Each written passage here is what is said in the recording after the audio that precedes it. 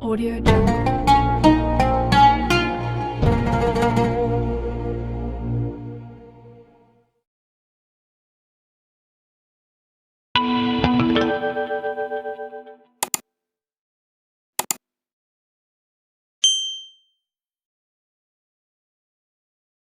Assalamualaikum ya akhi ya ukhti. Assalamualaikum ya akhi ya ukhti.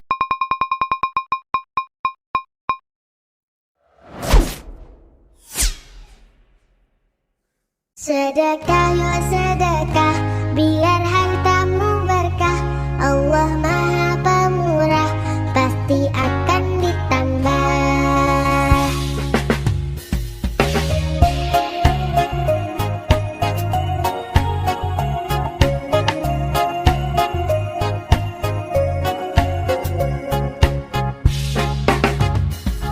Allah Maha Kaya, Allah Maha segalanya.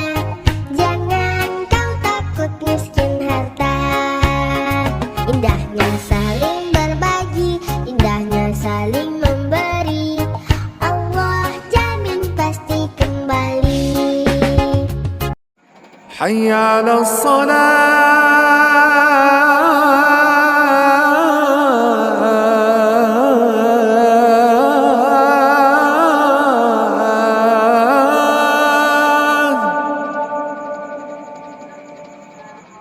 Ayo sholat, lelaki muslim pasti sholat Jumat.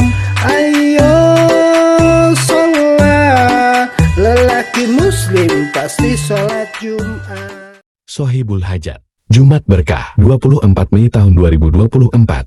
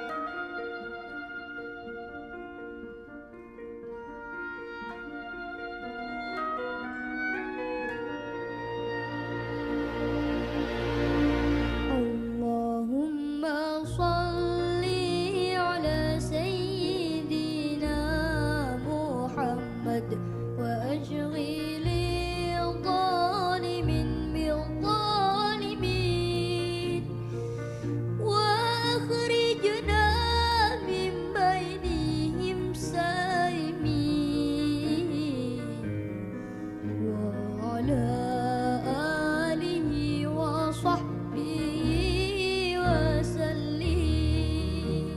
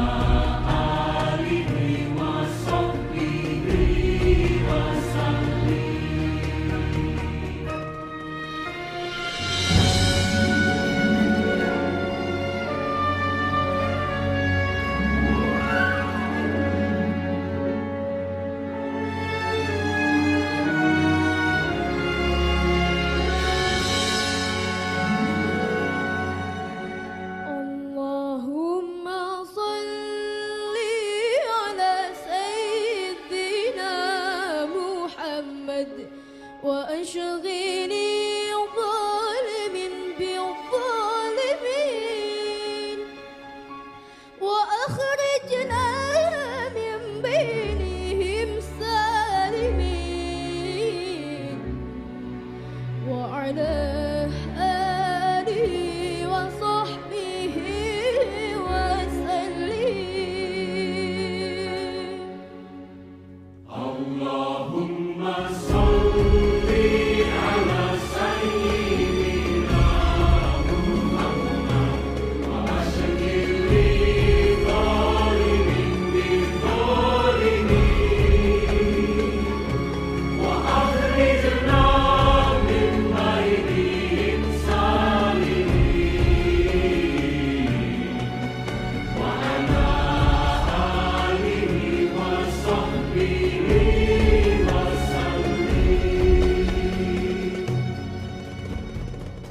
Allahumma salli ala sayyidina Muhammad wa ashghili zalimin bil-zalimin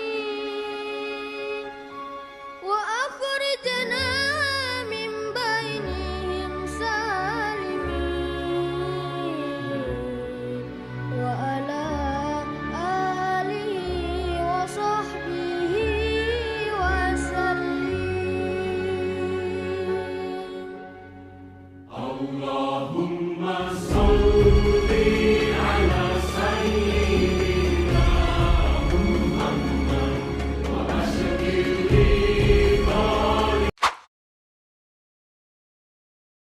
Video pembelajaran.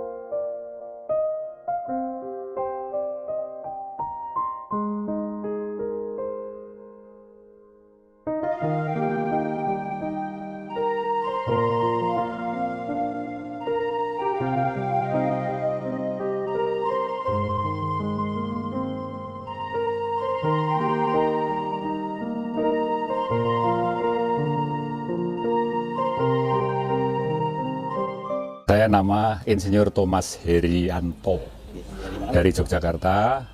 Saya lulusan Universitas Gadjah Mada jurusan Teknik Sipil angkatan tahun 72. Saya tinggal di Wisma Lansia Harapan Asri atas kehendak sendiri, tetapi sudah disetujui oleh istri dan anak-anak yang tinggal di Jogja. Karena saya beranggapan bahwa tinggal di sini saya bisa lebih konsen kepada diri sendiri dan tidak merepotkan anak, istri, anak, cucu. Jadi Anak istri masih ada? masih ya, istri saya masih di Jogja, apoteker dari Gadjah Mada juga. Anak saya juga tiga-tiganya di Jogja, cucu ada 4. Nah, gitu. Tapi memilih tinggal di panti ini ya Pak? Iya. Supaya apa Pak? Supaya saya sendiri juga bisa menikmati sisa hidup, tidak mengganggu istri dan anak cucu menantu. Dulu sebelum tinggal di sini apa aktivitasnya Pak? Aktivitas saya kontraktor dulu Pak. Gitu-gitu. Jadi saya sudah pensiun 5 tahun lalu, Oke. terus saya berkeinginan tinggal di sini. Sudah berapa lama? Saya baru 4 bulan. Iya. Iya, iya, iya. Oke Pak, gimana kesan pesannya tinggal di Lansia ini Pak? Di sini tuh merdeka, bebas. Ibaratnya kota itu kota Bali. Jadi saya bisa aktivitas apa saja, mau tidur jam berapa, mau apa, tidak terganggu oleh siapapun. Juga tidak ada tetek bengek di keluarga. Tapi bukan berarti saya tidak sayang keluarga loh ya. Tuh, itu. Anak istri keluarga masih jenguk? Masih Hubungan masih? masih ya. Dan diizinkan sama keluarga Istri, anak-anak, menantu semuanya. ya? Hanya mengizinkan. Walaupun agak sedikit memaksa. Sebetulnya ya tidak boleh mungkin ya. Ya, tapi kalau mereka sudah tahu, karena dulu orang tua saya juga di sini, bapak saya, jadi mereka sudah tahu aman di sini tuh, Di sini. karena dijaga oleh bapak-bapak, bruder, ibu-ibu, suster yang sudah berpengalaman. Kegiatannya apa Pak di sini Pak? Wah, saya banyak sekali Pak. Saya tiap hari buat laporan COVID jam 5 sampai jam 7. Kalau pagi ini dengan opa oma main kartu. Kalau Kamis sama Sabtu kita karaoke. Hari Senin, Rabu, Sabtu kita senam. Nah itu jadi iya kalau kita mau masih banyak kebun di sini. Oke, terima kasih sekali. Iya, sami-sami, matur suwun.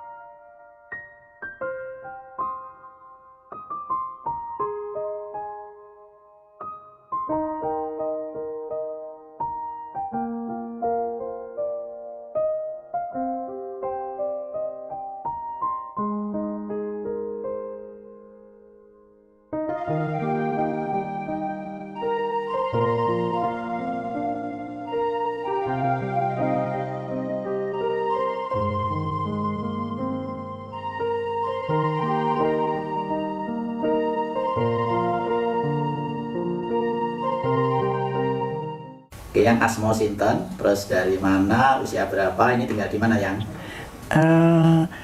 Nama kecil saya Maria Goreti Sri Indarti. Lalu almarhum suami saya Ignatius Sutrisno. Ya, saya berasal dari Wonogiri. Wonogiri. Ya, Wonogiri. Kami masuk ke sini pada tanggal 11 Maret 2019. Jadi jalan 4 tahun. 4 tahun ini ya. Nggih. Oke. Kalau yang usia berapa ini? Sekarang ini 71 lebih. Iya. Dulu tinggal di sini sendiri atau sama suami? Sama suami. Oh, waktu masuk ya? Iya. Beliau sudah dibundut? Iya, kabundut pada tanggal 25 Juli kemarin, 1 tahun yang lalu. Ya. Oke, anak cucu masih ada? Ada anak 3, cucu 3. Oke, masih sering komunikasi ya? Sering. Ada 2 yang di Semarang. Oh, Iya, 1 di Wonogiri, semua sudah berkeluarga. Yang kenapa yang sama kakak pilih tinggal di panti sini ya? Dan saya nggak ingin membebani anak-anak. Ya, saya ingin, makanya lalu saya ingin untuk bisa mandiri lah, jangan sampai membebani anak. Ini bukan panti loh, Pak. Oke. Iya, Malang si asli. ya kalau panti anak saya itu kesannya marah gitu. Enggak. Oke, Iya. yang penting di sini lebih nyaman gitu buat ibu ya. Iya, Ya. masalahnya gini, saya matur seperti ini. Ini banyak teman-teman dari anak-anak saya itu bilang, kok kamu kok tega temen, kok menaruh orang tua di panti asuhan, marah lalu. Ya, ini seperti di rumah sendiri ya. Iya, itu bukan panti gitu. Karena ini rumah sendiri. Iya, iya. Beli ya. Makanya waktu kami boyongan ke sini itu Pak, 3 bis saya siapkan, 3 bis. Mereka biar menyaksikan sendiri, ya bahwa saya itu tidak tinggal di panti asuhan gitu. Ini bukan panti, ini Wesma, ya. Jadi ya memang beda Pak, terus terang saya bisa ya. Bu matur nuwun sangat.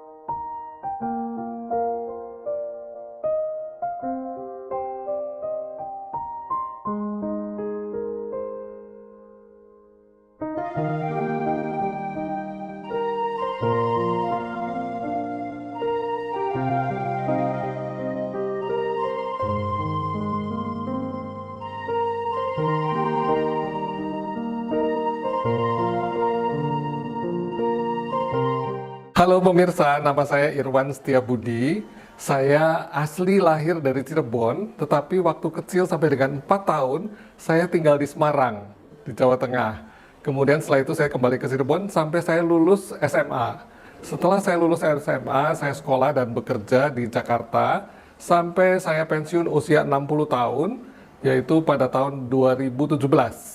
Ya.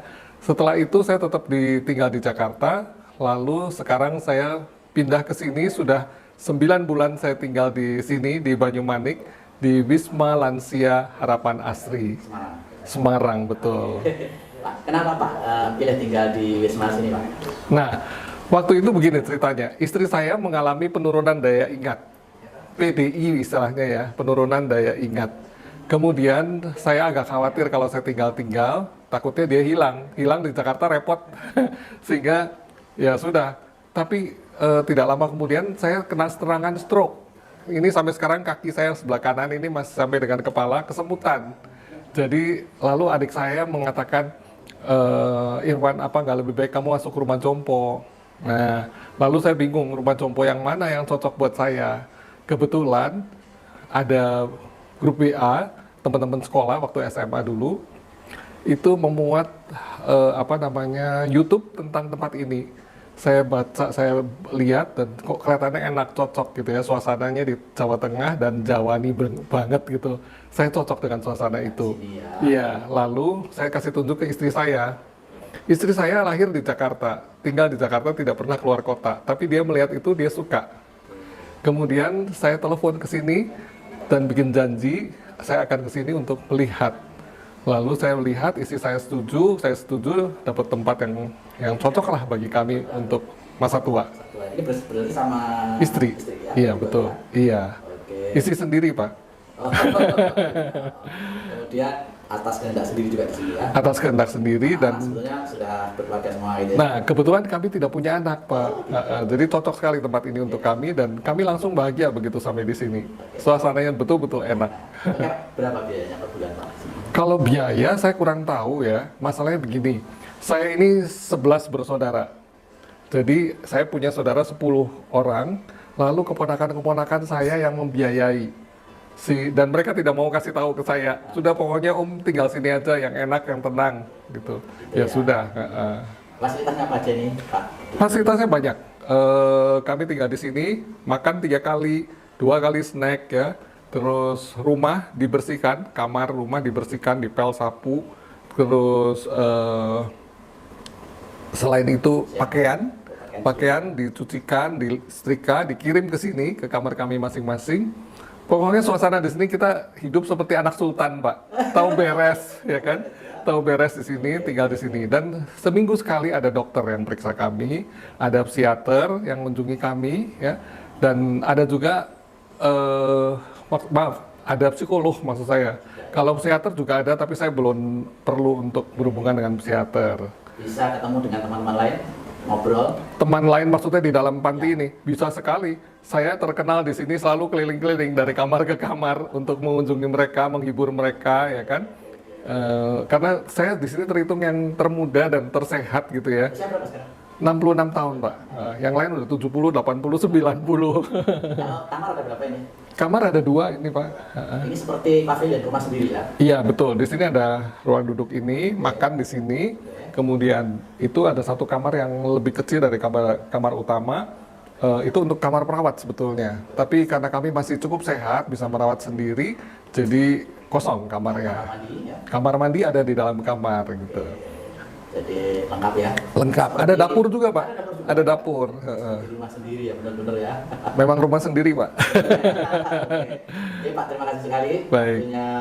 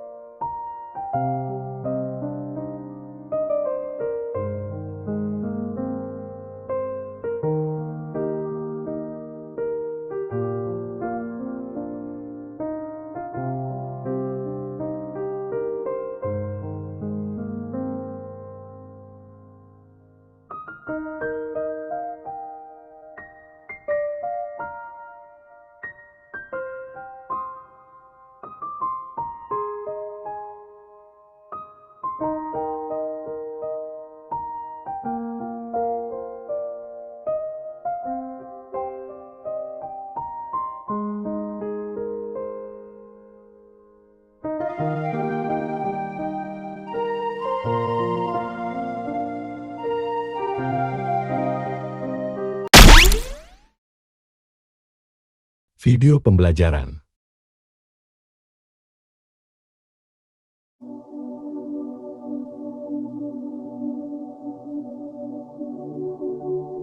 Jangan bersedih untuk urusan dunia. Ingat, kita semua hanya tamu di atas tanah ini. Cukuplah menjadi seperti segelas air. Memang tidak terlihat mewah, namun itu sangat berarti untuk semua. Jadikan perjalanan berharga di setiap peristiwa yang terjadi, karena di dalam hidup, dari hal baik kita bisa belajar bersyukur. Dari hal buruk, kita belajar menjadi pribadi yang lebih kuat dan sabar. Hidup, buatlah sesederhana mungkin. Jika ingin mendapat sesuatu, belajarlah untuk memberi. Jika ingin mendapatkan kebahagiaan, belajarlah membahagiakan orang lain. Jika ingin mendapatkan kebaikan, belajarlah berbuat baik kepada orang lain. Karena hidup bukan hanya menerima seperti yang kamu inginkan, tapi juga harus mampu memberi.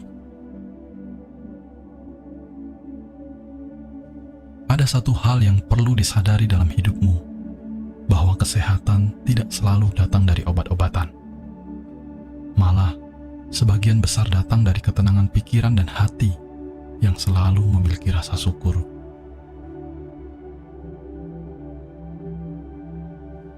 Tetaplah bersemangat. Jangan biarkan pandangan negatif orang lain tentangmu menghalangi langkahmu untuk terus melakukan perbuatan baik. Ketika kamu terus melakukannya, yakinlah, seiring dengan berjalannya waktu, ketulusanmu akan mampu mengubah pandangan mereka tentangmu. Jika kita merenung sejenak, di dunia ini, kita sebenarnya tidak memiliki apa-apa. Hanya satu yang kita punya saat ini. Satu hal yang berharga itu adalah waktu. Jadi, apalagi yang harus disombongkan di dunia ini? Saat waktumu usai, apapun yang kamu miliki, sehebat apapun kamu, setinggi apapun kedudukanmu, dan sekaya apapun kamu, jika waktumu telah tiba, itu semua akan lepas darimu. Jadi, tidak ada lagi alasan untuk menggunakan waktumu pada hal yang sia-sia. Sebelum waktumu usai, gunakan kesempatan itu untuk membuat dirimu lebih berarti, berguna bagi dirimu sendiri, lingkunganmu, dan semua makhluk. Jangan pernah melukai hati orang lain, karena kita tidak pernah tahu seberapa dalam ketika hati itu terluka. Dalamnya lautan masih bisa terukur. Dalamnya hati seseorang yang tersakiti, kita tidak pernah tahu. Karena sedekat apapun kamu dengan seseorang, isi hatinya dan apa yang dipikirkannya, kita tidak pernah tahu. Maka, sadari tindakanmu. Jangan sampai melukai hati dan perasaan orang lain. Dalam hidup ini, yang bisa membuat seseorang bahagia adalah kasih sayang. Yang bisa membuat seseorang dewasa adalah masalah. Yang bisa membuat seseorang hancur adalah rasa putus asa. Yang membuat seseorang maju adalah semangat dalam berusaha. Dan yang membuat seseorang menjadi kuat adalah kesabaran. Hidup tidak selamanya berjalan mulus. Butuh masalah agar kamu tahu bahwa kamu punya kekuatan. Butuh pengorbanan agar kamu tahu cara bekerja keras. Hidup juga butuh air mata agar kamu tahu cara merendahkan hati. Butuh dicela agar kita tahu cara menghargai. Butuh juga tertawa agar kita tahu cara untuk bersyukur. Dan butuh tersenyum agar kita tahu bahwa kita masih memiliki cinta. Dari kesalahan, kita belajar tentang memperbaiki. Dari kegagalan, kita belajar tentang bangkit. Dari waktu, kita belajar tentang cara menghargai sebuah proses. Dari masa lalu, kita belajar tentang masa depan. Dari kekurangan, kita belajar tentang rasa syukur. Dari kelebihan, kita belajar tentang rasa sabar. Dari sabar dan syukur, kita belajar tentang bagaimana harus mengikhlaskan.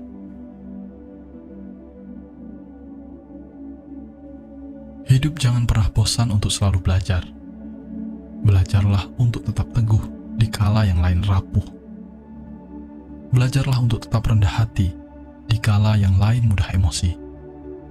Belajarlah untuk tetap semangat di kala yang lain telah putus asa. Belajarlah untuk tetap mengampuni walau orang lain telah menyakiti. Orang yang sukses belum tentu orang yang pintar. Namun, orang yang sukses adalah seseorang yang selalu tekun dan tidak gampang menyerah. Dalam hal apapun itu, milikilah semangat untuk mencapai kesuksesan. Karena selagi kita mau berusaha dan pantang menyerah, maka semua itu tidak ada yang tidak mungkin. Putus asa hanya akan menutup kemungkinan, sedangkan terus berusaha adalah seperti membuka harapan. Seekor burung tidak pernah takut dahan yang diinjaknya akan patah, karena dia lebih yakin bahwa dia telah memiliki sayap yang kuat. Begitu juga ketika kamu menjadi orang yang baik, kamu tidak akan pernah mengkhawatirkan tentang masa depanmu, karena kamu adalah orang yang berharga yang akan selalu dibutuhkan oleh banyak kehidupan.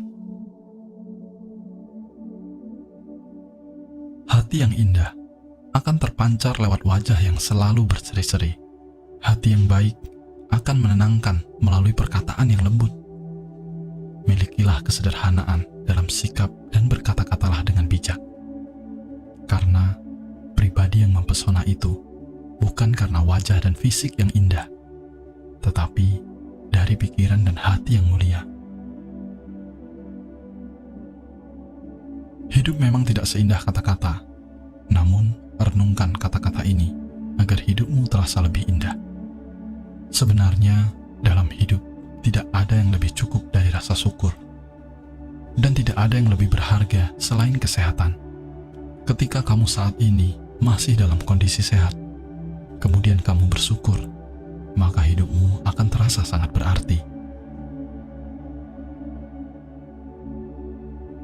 Dalam menikmati hidup, terkadang tidak harus bermewah-mewahan. Terkadang kesederhanaan jauh terlihat lebih berharga daripada punya segalanya tapi merasa tidak bahagia. Karena sebenarnya kebahagiaan tidak ada di luar dirimu, tapi ada di dalam hatimu. Saat kamu bangun dari tidurmu, jangan pernah bangun dengan rasa penyesalan atas apa yang sudah kamu alami. Namun, bangunlah dengan penuh semangat untuk bisa melakukan apa yang harus dicapai hari ini. Saat ini ada di tanganmu untuk memperbaiki masa lalumu dan mempersiapkan masa depanmu. Sebagai penutup, jika kamu lelah dalam sebuah proses, istirahatlah sejenak. Kemudian, mulailah berjalan perlahan. Jangan pernah berpikir tidak ada harapan, apalagi memutuskan untuk menyerah. Teruslah berusaha, milikilah semangat, dan bersyukurlah, karena kamu masih punya waktu saat ini.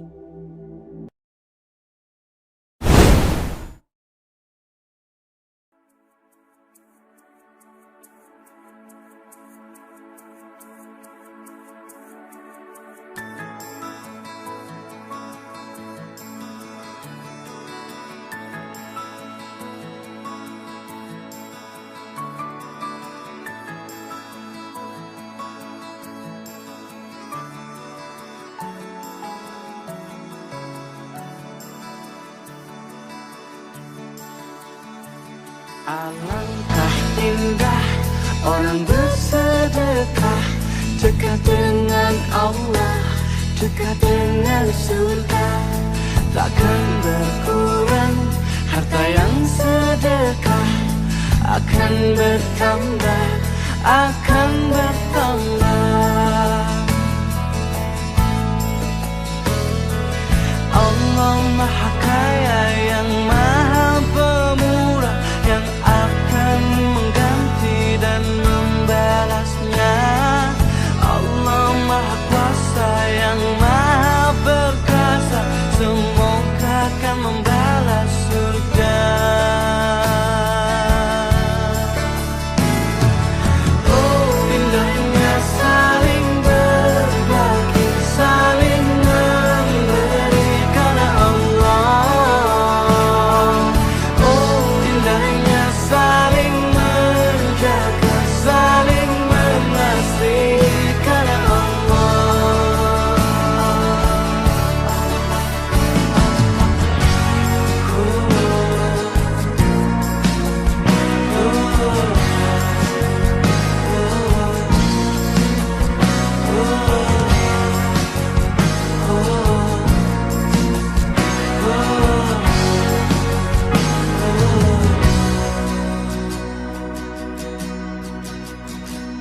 Alangkah indah orang bersedekah, dekat dengan Allah, dekat dengan surga.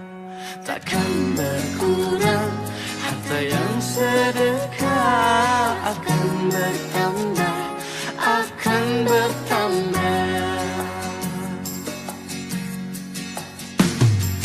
Oh indahnya saling berbagi, saling memberi. كل هذه الأرض ما تكفي مساحة لو نعيش بلا سماها وانت عايزنا بحب لو تضيق الأرض نسكن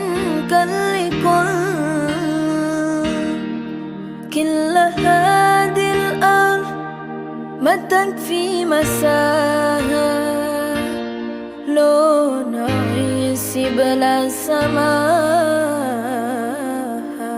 وانت عايزنا بحب لو تضيق الأرض نسكن التحيات وأبسلام انشروا أحلى الكلام زينوا دنيا احترام محبات وابتسام انشروا بين الأنام هذا هو. Kalau ada orang yang bilang doa tidak akan sampai kepada orang yang meninggal, tidak akan ada yang namanya sholat jenazah. Adanya sholat jenazah membuktikan bahwa doa pasti akan sampai kepada orang yang sudah meninggal. Di takbir ketiga ada bacaan Allahumma gfir lahu warhamhu wa'afihi wa'fu anhu. Tidak ada yang bisa mengusik kebahagiaan orang yang makomnya sudah wais, sudah bijaksana. Orang bijaksana itu tidak bisa sumpek. Kenapa? Tidak ada yang bisa mempengaruhi dia. Dia sudah kokoh. Uraiannya begini, misalnya, anggap apa wis yang paling bikin kamu tidak bahagia? Wah, saya nggak bahagia karena nggak lulus. Saya nggak bahagia karena kan banyak itu kamu munculkan di pikiranmu. Terus kamu galau. Kuncinya sebenarnya sederhana. Kamu jadi galau karena macam-macam tadi, karena kamu pedulikan semua itu. Cara paling gampang menghadapi itu semua, tidak usah dipedulikan. Tidak usah dimunculkan di pikiranmu, selesai. Pak, tesisku lho Pak, tidak tadi-tadi. Lo salah mbok pikir terus. Emangnya nek mbok pikir terus tesismu jadi tiba-tiba kan enggak? Ya kan? Ya udah dikerjain aja tanpa harus galau. Ulama kita mengatakan man sahhat bidayatuhu sahhat nihayatuh. Orang yang fase awalnya benar dan baik, maka insya Allah endingnya pun benar dan baik. Ini hukum umum. Kita yang baca Al-Qur'annya gagal memenuhi target di hari-hari ini, kemungkinan gagal khatam. Dari awal semangat 45 mau 2 kali khatam, nanti satu hari 2 juz. Begitu hari pertama gagal 2 juz, berarti kan hari kedua dia harus 4 juz. Tambah berat. Setelah itu miss lagi. Udah akhirnya nggak hatam. Makanya syaitan itu akan membisikkan taswif ke diri kita. Nunda-nunda. Udah nanti kan yang terbaik itu 10 hari terakhir. Kan baru hari ketiga, baru hari keempat. Tenang aja. Makanya para ulama seperti Abu Bakar bin Ayyash itu mengatakan, inna ahadakum law saqata minhu dirham la dhalla yawmuhu yaqul inna lillah dhahaba dirhami. Banyak di antara orang nih, kalau kehilangan duitnya, maka seharian dia cari tuh duit. Tapi nggak ada di antara mereka yang mengatakan inna lillah dhahaba yawmi ma amiltu fihi. Inna lillahi wa inna ilaihi raji'un. Hari ini berakhir dan saya belum beramal sama sekali. Siapa di antara kita ngomong begini? Tiba-tiba udah mau buka puasa, 1 juz saja belum dibaca. Ada yang bicara inna lillahi wa inna ilaihi raji'un. Ini musibah nih. Siapa di antara kita merasa kehilangan? Sebagaimana dia kehilangan uang, saya merasa kehilangan. mumpung masih ada waktu untuk memperbaiki. Jangan sampai kita kehilangan momentum. Ada 6 sifat yang membuat umurmu jadi panjang dan kau tertolak dari bencana. Umur panjang tertolak dari bencana. 6 resepnya kata Nabi. 1 diantaranya as-sadaqatu, bersedekahlah. Bapak-bapak percaya? Tidak ada orang yang senang pimpinan yang pelit. Saya tanya, senang tetangga yang pelit atau dermawan? Dermawan. Senang pimpinan yang pelit atau dermawan? Senang teman yang pelit atau dermawan? Dermawan. Tidak ada orang suka orang pelit. Bahkan orang pelit sekalipun tidak suka sama orang pelit. Itu jeleknya itu pelit, Pak. Tidak usah kau ke rumahnya pelit. Padahal dia juga pelit. Itu jeleknya pelit. Maka kalau mau perusahaan ini baik, CSR-nya sedekahkan di tempat-tempat yang betul-betul tetap tepat sasaran. Dan itu yang paling efektif adalah mencerdaskan kehidupan bangsa. Mau? Silakan pelit. Orang pelit itu tidak ada yang suka. Bahkan orang pelit sekalipun tidak suka sama orang pelit. Benar, Pak. Begitu jeleknya itu sifat pelit, tidak ada yang suka. Coba saya tanya, bapak-bapak senang tetangga dermawan atau pelit? Ibu-ibu senang suami yang pelit atau dermawan? Senang mantu yang pelit atau dermawan? Teman-teman yang pelit atau dermawan? Dermawan, tidak ada orang suka orang pelit. Bahkan orang pelit pun tidak suka sama semuanya pelit. Jangan kau ke rumahnya, pelit dia itu. Padahal dia juga pelit. Begitu jeleknya itu sifat pelit. Demi Allah, tidak ada orang bangkrut gara-gara sedekah. Kata Nabi SAW, "Idza amartukum bi syai'in fa'tu minhu mastata'tum." Kalau aku perintahkan kepada kalian sebuah amalan atau sesuatu harus kalian lakukan, kerjakan sesuai dengan kemampuan. Karena memang kemampuan kita beda-beda gitu. Sholat, rukun sholat itu kan berdiri. Nggak mampu berdiri, ya duduk gitu. Tapi kalau meninggalkan larangan, nggak ada meninggalkan larangan semampunya. Nggak ada. Kenapa? Karena semua orang bisa meninggalkan larangan. Meninggalkan itu tidak butuh, tidak mengeluarkan energi gitu. Ya sudah, nggak usah dikerjakan gitu loh. Maka kalau bicara kenapa kita mendapatkan kesenangan ketika mendapatkan rukhsah, itulah manusia. Manusia itu suka dengan rukhsah. Dan Allah pun suka rukhsahnya itu dikerjakan. Tidak ada rezeki yang tertukar. Karena semua ada. Inna kulla syai'in khalaqnahu biqadar. Segala sesuatu sudah kami tetapkan kadarnya. Jadi kalau ada orang yang ragu tentang rezekinya, sesungguhnya dia yang salah itu bukan masalah akhlaknya, tapi masalah akidah. Karena masalah rezeki ini adalah masalah keyakinan, masalah akidah, masalah ketetapan yang sudah ditetapkan Allah Subhanahu wa taala. Innallaha katabal maqadir. Allah sudah menetapkan takdir rezeki 50.000 sanah, 50.000 tahun qabla an yakhluqas samawati wal ardh, sebelum Allah menciptakan langit dan bumi. Dalam hidup, jangan pernah takut terjatuh dan salah. Setiap kesalahan yang pernah dilakukan adalah bagian dari proses pembentukan pribadimu. Jangan selalu menyesali semua kesalahan, tetapi sesalilah jika tidak bisa memperbaiki kesalahanmu.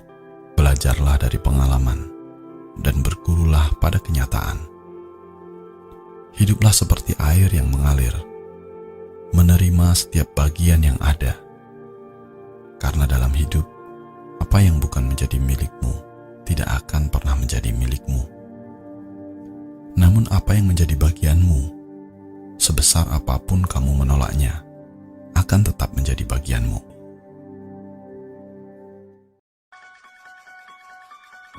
Saya sendiri, meskipun saya sudah menjadi guru besar, sekolah S2 dan S3 di luar negeri, saya masih memimpikan untuk menjadi seperti Edi Sul. Edi Sul berasal dari jurusan Fisika Fakultas Sains dan Teknologi.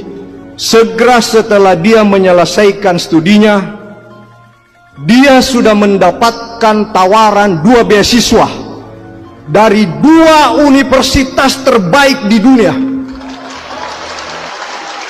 Yang pertama, beasiswa Knight Hennessy Scholarship untuk program master dari Stanford University. Keren kamu.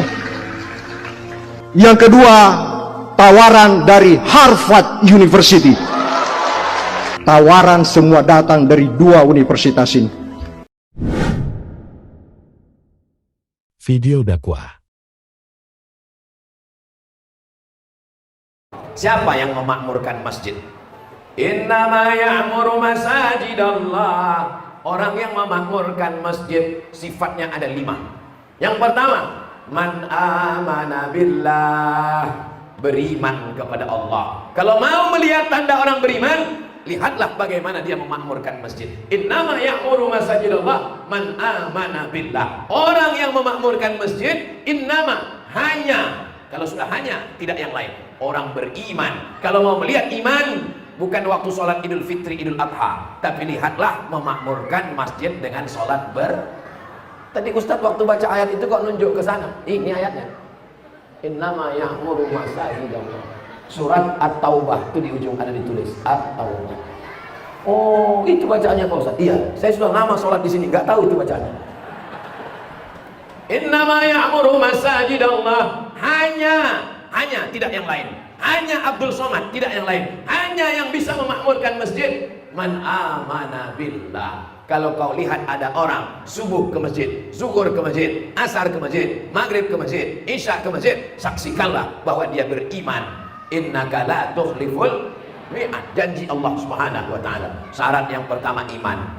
Iman tidak bisa diwarisi. Iman tak bisa diwarisi. Gak boleh nyanyi di masjid. Anda dibuat di tanah lapang, saya nyanyikan sampai selesai.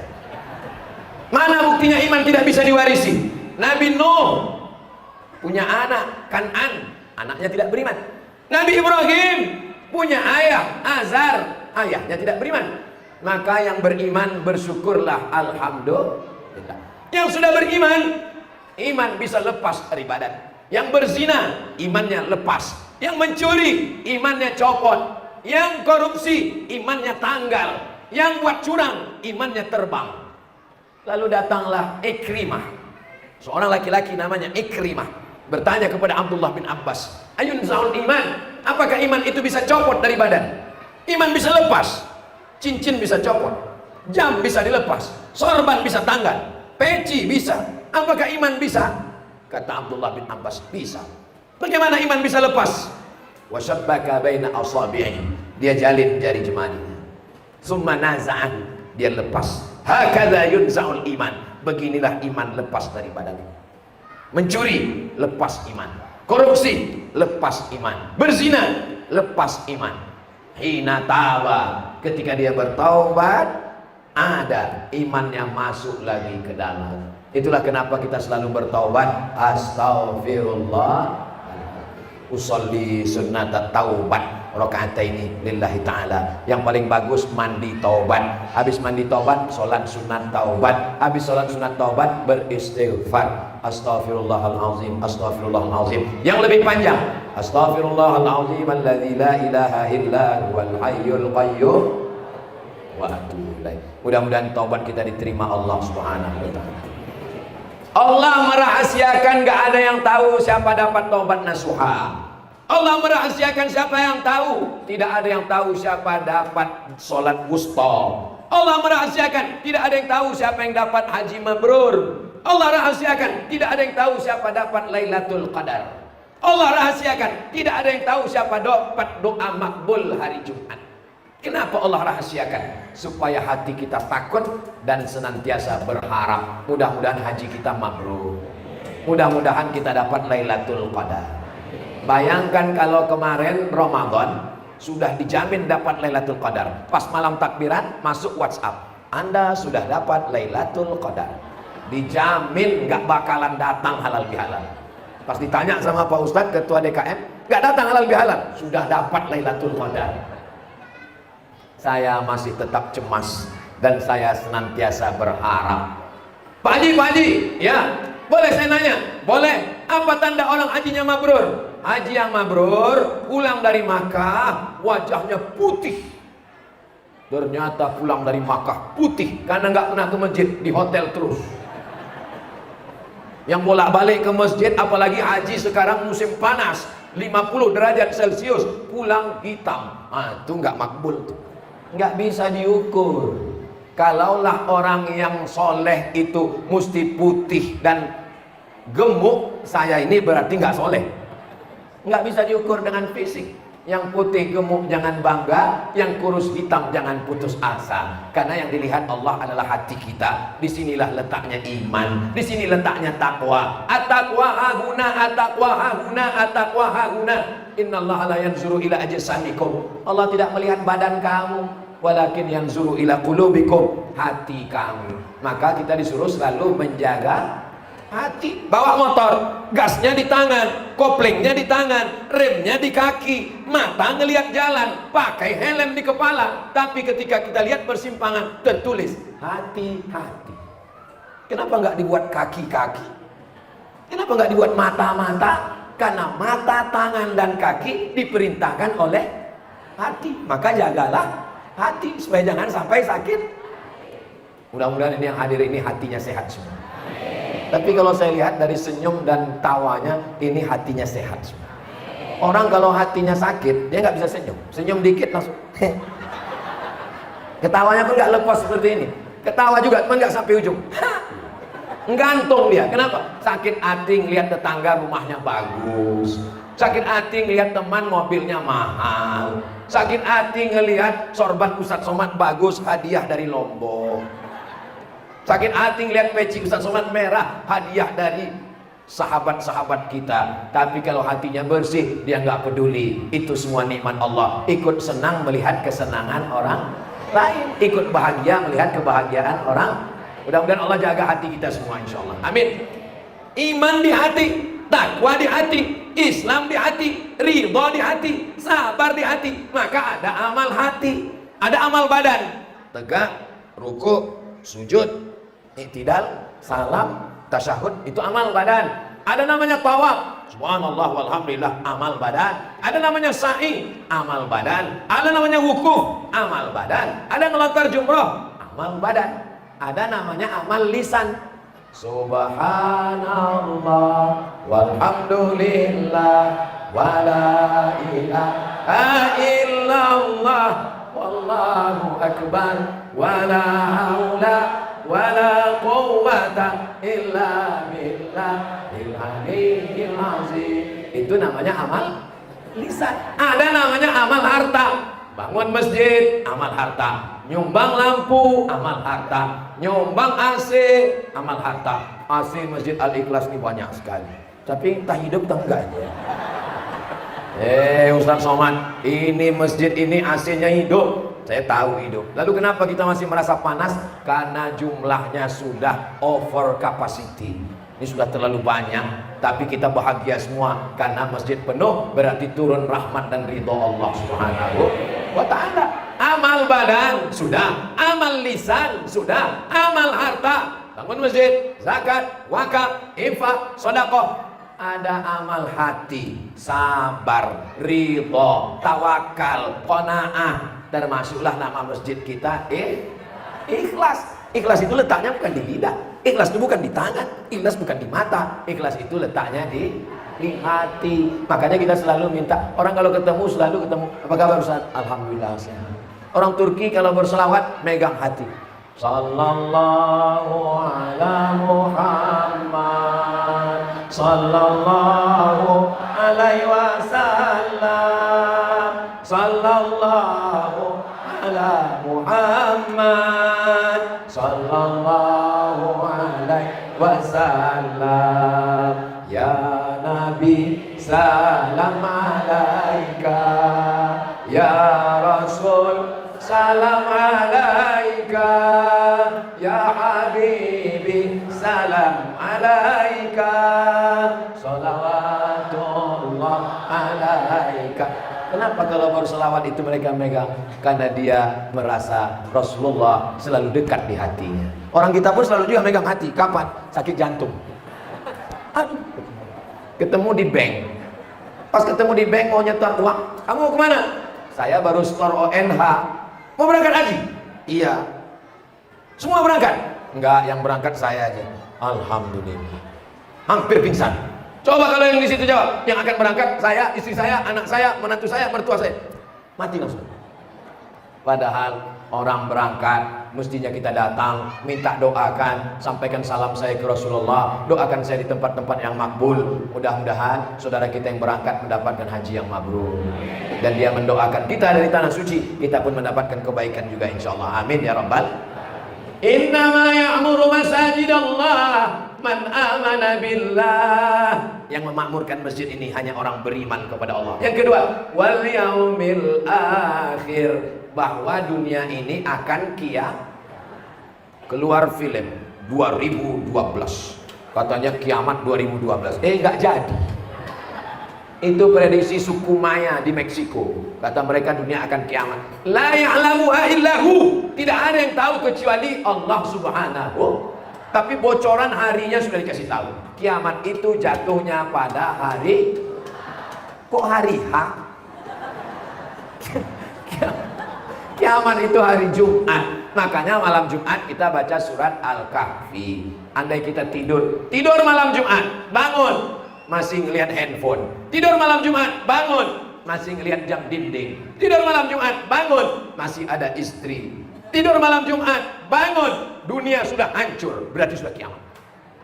Makanya doa kita sebelum salam, Allahumma inni a'udzubika min azabi jahannam wa min azabil qabri wa min fitnatil mahya wal mamat wa min syarri fitnatil masihid dajjal. Itu yang dimaksud dengan fitnatil mahya, azab ketika hidup, maksudnya hari kiamat. Karena orang beriman sebelum dunia ini kiamat ada angin sangat dingin, dan ketika itu orang beriman meninggal semua. Yang merasakan huru hara kiamat itu hanya orang kafir. Mudah-mudahan kita selamat dari huru hara hari kiamat.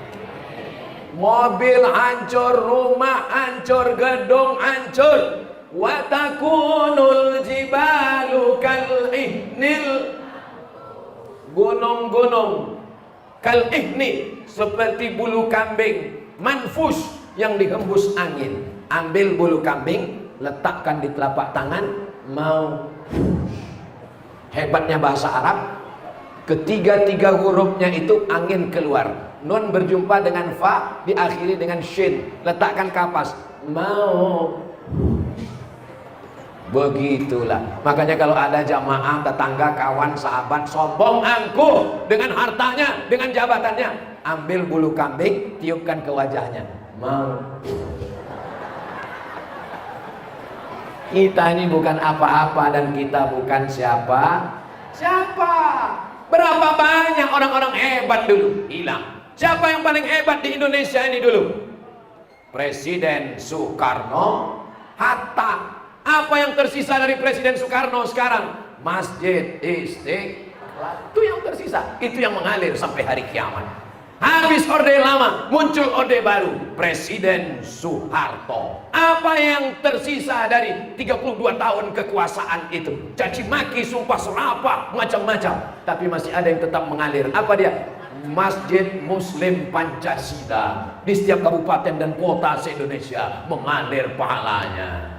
Apa yang tersisa dari raja-raja, penguasa-penguasa? Mereka mendirikan masjid. Masjid Sultan di Cirebon, Masjid Sultan di Pulau Penyengat Riau, Masjid Sultan di Delhi Sumatera Utara, masjid di Ternate di Tidore. Mereka mendirikan masjid. Harimau mati meninggalkan belang, gajah mati meninggalkan gading, manusia mati meninggalkan kredit. Tinggalkanlah kalau sudah hari kiamat, kita meninggalkan yang baik-baik, rata semuanya. Idza sama'un fatarat, langit terbelah. Wa idzal kawakibun tasarat, planet Merkurius, Neptunus, Pluto, Mars, matahari, bulan, bintang hancur. Wa idzal biharu fujirat, air laut naik ke darat. Beberapa hari yang lalu belum air laut naik, baru air langit turun ke Dubai. Sudah berarti hari kiamat. Bagaimana kalau air laut naik ke darat? Namanya tsunami. Itu baru yang perempuan, yang laki-laki Sumanto. Mohon maaf Bang. Wa idzal quburu bu'sirat, semua yang dikubur bangkit menghadap Allah Subhanahu wa taala. Loh, kita dikuburkan sudah mati Pak Ustaz, sudah dimakan cacing tanah, masa bangkit lagi? Innama amruhu idza arada syai'an ayyakula lahu kun. Kita akan bangkit lagi menghadap Allah. Percaya kepada Allah. Bapak Ibu percaya dunia ini akan kiamat? Bapak Ibu percaya bahwa kita akan hidup lagi menghadap Allah? Itulah yang membuat kita memakmurkan masjid ini insya Allah. Man amana billah wal yaumil akhir. Yang ketiga, wa aqamas shalah, menegakkan sholat, bukan somat. Menegakkan sholat. Kenapa iman dulu baru sholat? Karena orang sholat kalau tidak beriman tidak diakui sholatnya. Syarat orang yang sholat mesti Kamu sholat? Sholat. Percaya sama Allah? Enggak. Percaya sama hari kiamat? Enggak. Sholatnya enggak diterima. Maka wa aqamas sholat, sholat. Bangun masjid, puasa Senin Kamis, rajin baca Quran, tapi enggak sholat, enggak diterima. As-sholatu imaduddin, karena sholat itu tiang sampai di mihrab Nabi, Taman Raudhah, tempat Nabi jadi imam. Sholat di mihrab Nabi. Amin. Tiang sebelah kiri ada tulisan as-sholatu imaduddin, sholat tiangnya agama. Kubah bisa berdiri, lampu bisa, tapi kalau sampai tiang na'udzubillah roboh, hancur semuanya. Orang yang tidak sholat, hancurlah semua amal-amalnya. Mudah-mudahan suami ibu yang nggak sholat segera sholat. Banyak juga yang nggak sholat. Mudah-mudahan istri bapak yang nggak sholat segera sholat. Kalau bapak punya istri, istrinya nggak sholat, berarti selama ini bapak satu tempat tidur sama sundel bolong nyi blorong. Kalau bapak ibu punya suami ibu nggak sholat, berarti selama ini ibu menikah dengan genderuwo. Genderuwo nikah sama sundel bolong, anaknya tuyul. Makanya kalau cari menantu, tanya, engkau siap jadi imam anak saya? Siap jadi imam cucu saya? Siap jadi imam? Hati-hati, istri ngeliat dari samping. Saya lagi makan di hotel, pas lagi makan datang jamaah. Assalamualaikum Ustaz Somad. Waalaikumsalam. Alhamdulillah senang bisa ketemu Ustadz di sini. Iya, Ustadz, ini karyawan saya, pegawai di kantor saya. Alhamdulillah, dia mau cari imam Pak Ustadz. Saya bilang saya khotib. Carilah yang bisa menjadi imam. Makanya doanya Rabbana hab lana min azwajina wa dzurriyyatina qurrata a'yun, sejuk di pandang mata, waj'alna lil muttaqina. Tapi suami saya nggak bisa jadi imam Pak Ustadz. Bangunkan dia, bangkitkan semangatnya. Mas, kamu jadi imam. Aku nggak bisa, untuk imamku aja di rumah. Tapi nggak bunyi, nggak apa-apa. Imam silent namanya. Usolli sunnatat tahajud rakaataini, imaman nggak bunyi lillahi ta'ala. Allahu Akbar. Allahu Akbar. Ustaz, ya, saya kalau tahajud malam dengan suami nggak bunyi Pak Ustaz. Sabar Bu, jaga-jaga aja, nanti lama-lama bunyi. Di zaman edan seperti ini, suami orang mabuk, sakau, candu narkoba, main judi, suami ibu mau jadi imam. Alhamdulillah, ini untuk menghibur ibu yang selama ini imamnya nggak bunyi-bunyi. Bersyukurlah ibu masih ada suami yang mau mengambil air, membangunkan ibu tahajud. Wake up my darling, wake up my honey. Itu kalau yang manten baru kemarin. Tapi kalau yang udah anak 5, bangun. Dia bukan benci, dia ingin sayang, dia ingin bersama dengan ibu di tahajud, bersama juga nanti di surga Jannatul Firdaus. Ibu mau masuk surga sama bapak? Bapak mau masuk surga sama ibu?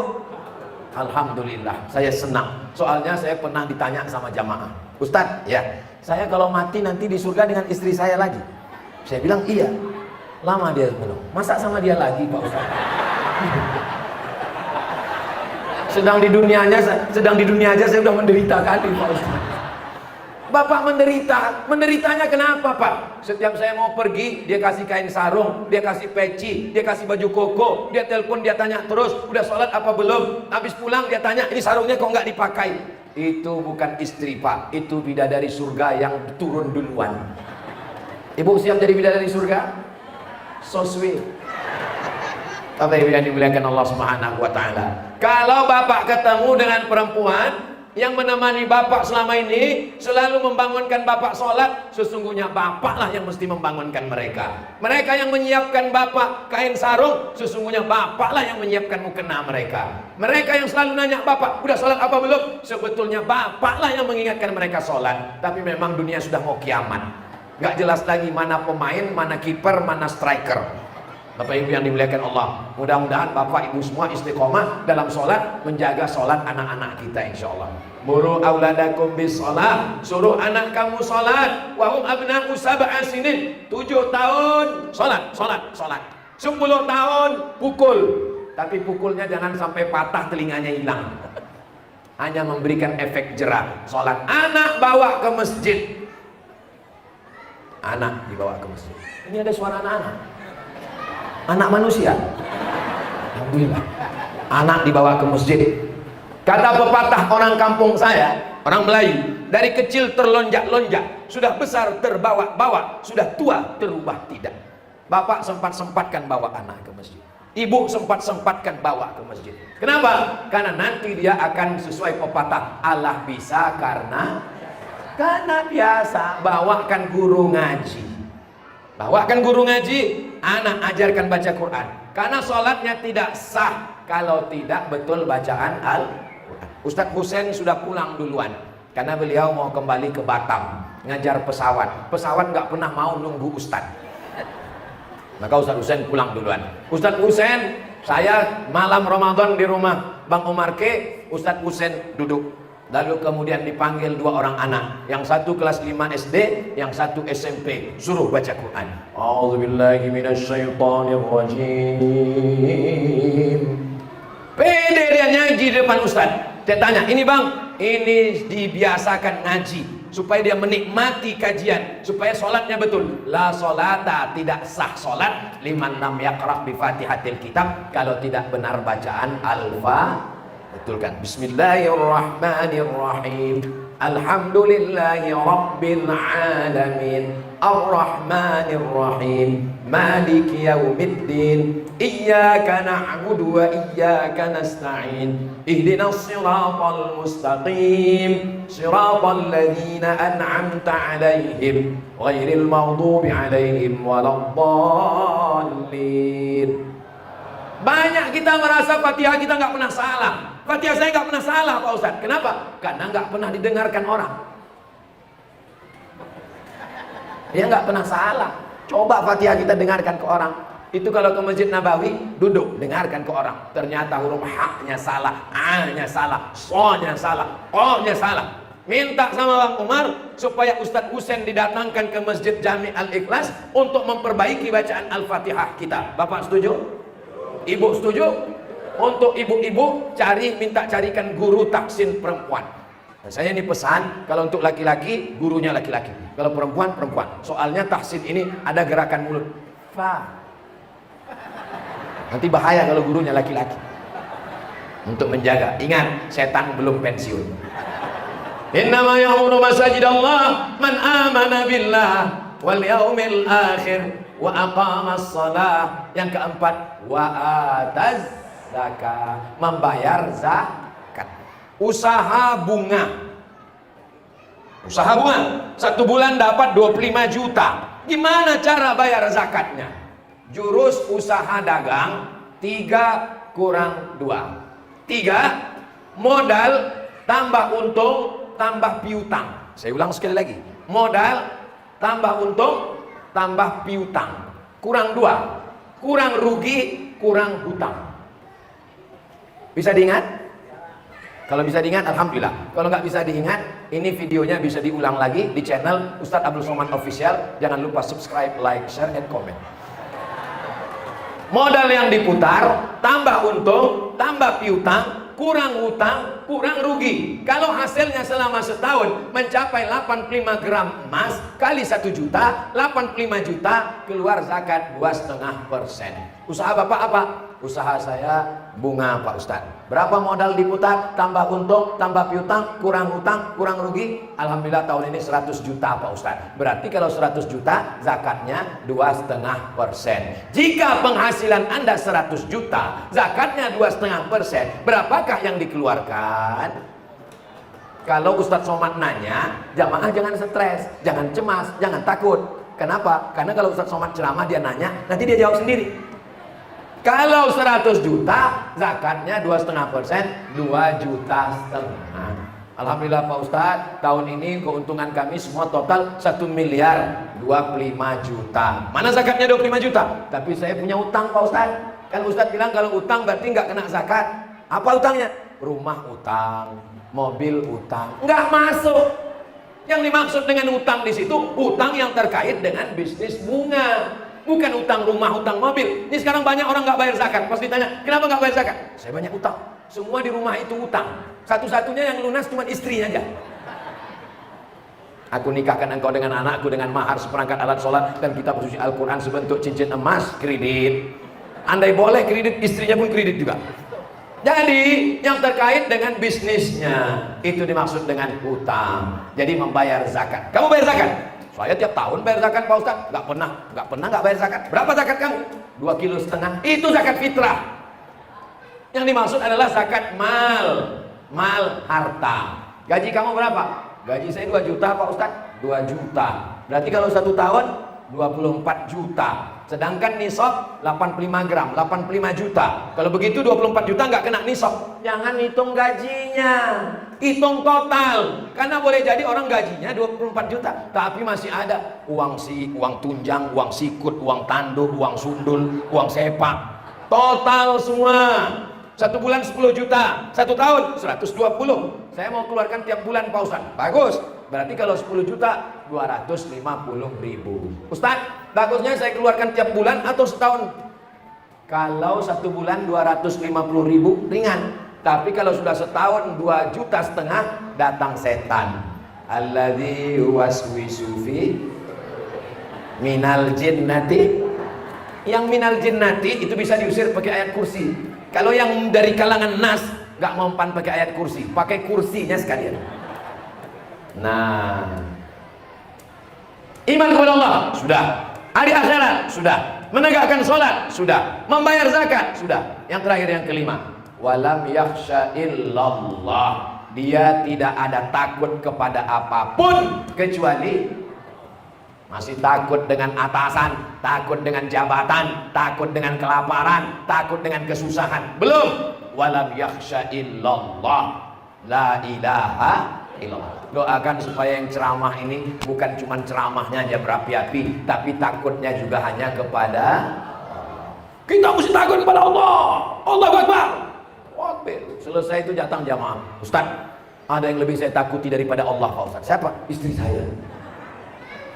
Saudara yang dimuliakan Allah Subhanahu wa taala, kalaupun bapak takut sama ibu, takutnya karena Allah. Kalaupun ibu takut sama bapak, takutnya juga karena Allah. Apa maksudnya suami takut sama istri karena Allah? Dia selalu nanya, kamu tinggal di mana, di hotel mana, jalan sama siapa? Itu takut karena Allah. Ibu takut sama bapak karena Allah. Takut nggak pakai jilbab, takut nggak pakai baju panjang, takut nggak bayar, takut dusta, takut selingkuh, takut bohong. Itu takut kepada pasangan, tapi karena Allah. Itulah sifat orang yang memakmurkan masjid. Di ujung ayat ditutup Allah, fa'asa ulaika ayyakunu minal muhtadin. Itulah orang yang dapat hidayah. Kita duduk antara dua sujud minta hidayah. Rabbil firli warhamni, Rabbil firli warhamni wajiburni warfu'ani warzuqni wah. Diberi saya hidayah. Subuh minta hidayah. Allahumma hdina. Di mana hidayah? Al-Fatihah minta hidayah. Ihdinas siratal. Kita kan sudah dapat hidayah Pak Ustaz. Kenapa kita minta hidayah lagi? Hidayah ada 2. Hidayah sebelum Islam jadi Islam. Hidayah. Hidayah yang kedua setelah Islam, istiqomah dalam Islam. Untuk apa kita minta hidayah? Subuh, zuhur, asar, maghrib, isya. Allahumma hdina fiman hidayah. Ihdinas siratal mustaqim wahdini. Itu semuanya hidayah Islam sudah dapat, tapi yang kita mau jaga adalah istiqomah dalam Islam. Itulah yang dapat disampaikan oleh Ustadz Abdul Somad. Tadi saya berdiri jam 1 kurang 10, sekarang sudah jam 2 kurang 10. Ternyata saya sudah berdiri 1 jam. Saya dipersilakan duduk tadi sama Bang Umar. Ustadz, tausiahnya duduk aja, karena beliau tahu ini tausiah saya yang ke-12 sejak hari Jumat kemarin. Kami mutar-mutar di Jawa Barat, sampai Purwakarta, sampai Sumedang, sampai ke Bandung, sampai ke Bogor, dan inilah yang terakhir. Setelah ini langsung ke airport, langsung pulang ke Pekanbaru. Itu maka disediakan kursi, karena dianggap saya sudah gak bertenaga lagi. Saya pun sebetulnya udah kehabisan suara. Jadi saya tadi mikirnya mau nggak usah suara menggelegar, mau yang slow-slow aja. Marilah kita jaga persatuan, kita jaga sholat berjamaah, dan kita selalu ridho Allah. Tapi karena Bapak Ibu semuanya orang bersemangat, saya pun jadi ikut semangat. Itulah gunanya kita selalu datang ke masjid. Yang letoy, loyo, lemah, lunglai, lesu, begitu sampai ke masjid semangat lagi. Kenapa? Karena bersama dengan orang-orang yang bersemangat.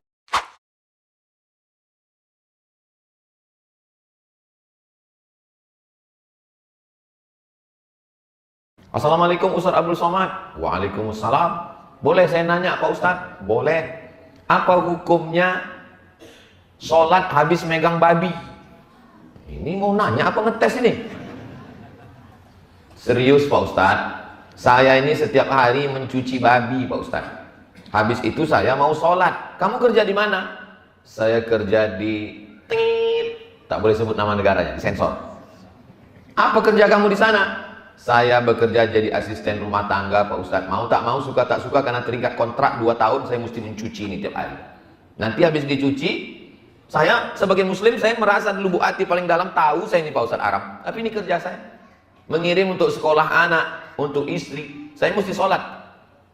Satu sisi saya menjawab, satu sisi menggenang air mata saya. Begitulah susahnya saudara-saudara saya untuk menyekolahkan anak. Real, true story, kisah nyata. Lalu gimana Ustaz menjawab? Ambil botol air mineral, isikan tanah ke dalam, masukkan air, goncang. Nanti habis kau mencuci badate babaya bawabi tadi, habis kau cuci itu, lalu kau cuci tanganmu pakai sama. Di sama itu dicuci tangan 7 kali, salah satunya dengan air lumpur. Boleh di tengah, boleh di awal, boleh di ujung. Nah, di awal dulu cuci pakai air tanah, habis itu baru kau siram pakai air suci, mensucikan, air mutlak, air bersih. Habis itu saya sholat Pak Ustaz, habis itu sholatlah. Datang lagi WA, Ustaz, apa hukumnya sholat di WC? Aneh-aneh aja pertanyaan. Lama hidup banyak dirasa, jauh berjalan banyak ditengok, lama jadi Ustaz, pertanyaannya macam-macam. Ya saya bilang WC itu najis, kotor, menyebut nama Allah aja tak boleh di WC. Allahumma inni a'udzubika minal khubuthi wal khaba'is, tak boleh. Kalau mandi, maaf cakap, mandi junub, di dalamnya ada WC, tempat mandi itu tak berpisah, menyatu, maka saat berniat tak boleh dilafazkan bismillah, tak boleh, dalam hati. Begitu juga kalau berwudu, tak boleh bismillahirrahmanirrahim karena ada WC, kecuali yang terpisah. Makanya di beberapa tempat itu dipisah supaya kita bisa menyebut nama Allah. Kenapa pertanyaan kamu ini begini? Mau menguji ilmu tes fikih ini? Bukan Pak Ustaz, saya bekerja. Supervisor pengawas saya tidak mengizinkan kami sholat karena mereka berprinsip time is money, waktu adalah uang. Mereka tak kenal dunia, mereka tak kenal akhirat, mereka tak kenal Tuhan. Di mana kamu bekerja? Di negara ini Pak Ustaz. Jadi gimana caranya? Saya pura-pura permisi ke toilet, buang air, lalu saya sholat sesingkat-singkatnya. Saya baca hanya Al-Fatihah aja Pak Ustaz, ruku, i'tidal, sujud, duduk antara sujud, tasyahud, salam. Ambil anduk yang ada di situ, ambil kain, siapkan kain tipis, arahkan ke arah kiblat, sholatlah daripada tidak sama sekali. Begitulah susahnya saudara-saudara kita itu untuk mencari sesuap nasi, membiayai hidup keluarga. Jadi kita yang diberikan Allah kesempatan berangkat pagi, Bismillahirrahmanirrahim, la haula wala quwata illa billah. Kalau bisa on time, tepat waktu. Kalau Ustaz Somad ngomong on time, dia aja datang terlambat. Saya cancel penerbangan hari. Mestinya pagi tadi, di cancel. Siang pun, Ustaz dari airport kita langsung, oke, siap, sampai kemari. Alhamdulillah. Jadi kalau bisa, dalam Islam itu Allah bersumpah demi waktu itu sampai 6 kali. Terbit fajar, wal fajri, masuk waktu subuh, was subhi idza tanaffas, masuk waktu duha, wad duha, masuk waktu siang, wan nahari idza tajalla, masuk waktu asar, wal asri, masuk waktu malam, wal laili idza yaghsha, wal laili idza saja. 6 kali. Kenapa Allah bersumpah demi waktu sampai 6 kali? Karena umat Islam, manusia banyak melalaikan waktu. Maka kalau kita sudah bersyukur nikmat kerja, on time, tepat waktu. Karena ada juga sebagian orang ini, kata dia prinsipnya Pak Ustadz, jangan sampai kita salah 2 kali. Kalau sudah kita terlambat datang, pulang mesti cepat. Gitu. Kenapa begitu? Karena kalau sudah salah sekali, ini kesalahan yang bagi sebagian orang biasa-biasa saja. Tapi bagi orang beriman, BP Batam mengurus Batam. Batam ini penduduknya sekarang berapa, Pak? 1,3. Berarti orang BP Batam ini, kalau dia beramal soleh, memudahkan urusan orang, itu pahalanya mengalir 1,3 juta orang mendoakan dia, memudahkan urusannya dunia dan akhirat. Tapi kalau sampai dia aniaya, susah juga itu.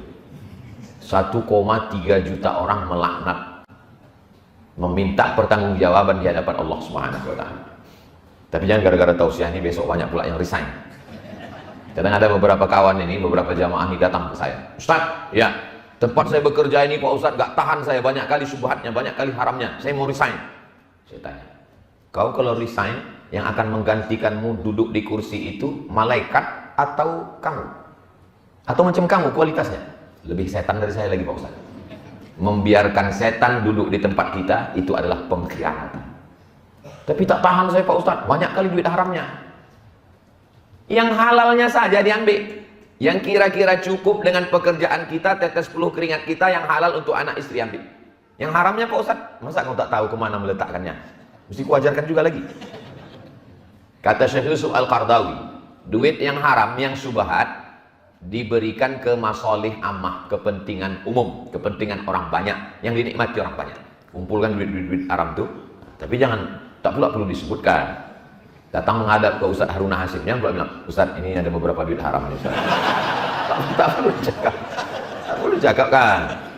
Mungkin Ustaz tahu ada pembebasan tanah untuk rumah Quran, karena itu dan Ustaz pun sudah tahu itu, tidak perlu pula dituliskannya. Ini tempat pembuangan haram, kita buat nama rumah Qurannya Rumah Quran Al-Haram, untuk kepentingan orang banyak.